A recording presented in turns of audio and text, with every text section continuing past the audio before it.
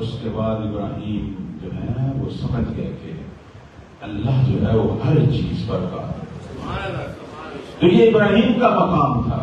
ابراہیم کہ جو کہ سلسلہ نسب کے اعتبار سے ہمارے پیغمبر کے جو ہے وہ جو سمجھنے والد کا مقام رکھتے تھے، چونکہ ان کی نسل سے، ان کے بیٹے اسماعیل کی نسل سے جو ہے سلسلہ اہل بیت شروع ہوا ہے. ایک ابراہیم تھا جس کا مقام معرفت یہ، اور ایک وہ ہستی بھی تھی جو نبی کی پروردہ مولا علی ابن ابی طالب کہ جو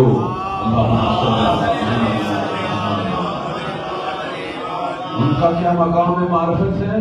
فرماتے ہیں لو کشف اللقاء مزددت یقینا، اگر میرے اور اللہ کے درمیان سارے حجاب اٹھ جائیں علی کے یقین میں اضافہ نہیں ہوگا، چونکہ علی پہلے ہی کمال یقین پر رہا، پہلے ہی کمال یقین تک فائز تھے. تو محمد و علی محمد کو عظمت بھی اسی لیے حاصل ہوئی حتیٰ باقی انبیاء پر، اس لیے کہ یہ معرفت اور یقین میں سب سے آگے، سب سے بلند و بالا مقام رکھتے ہیں. اور انہی ہستیوں نے ہمیں سکھایا، انہی ہستیوں نے ہمیں سکھایا. یہ جو تھوڑے تھوڑے اصحاب ان کے گرد جمع تھے، بیسن تھے، مقداد تھے، مالک تھے، ان ہستیوں کو اگر آپ مطالعہ کریں وہ اسی لیے تھے کہ یہ سارے معرفت کے کسی نہ کسی درجے پر فائز تھے.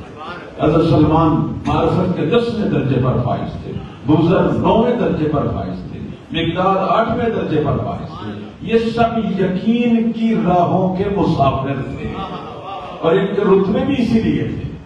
اور یہ سب کچھ ہمیں بتایا اس لیے جا رہا ہے کہ آپ صرف ظاہری عبادتوں پر اکتفا نہ کریں بلکہ اس پر غور و فکر کریں اور ان عبادتوں کا جو مغز ہے، جو حقیقت ہے جسے کہتے ہیں کون، اس تک پہنچیں اور اللہ ہم سب کو اس تک پہنچائے.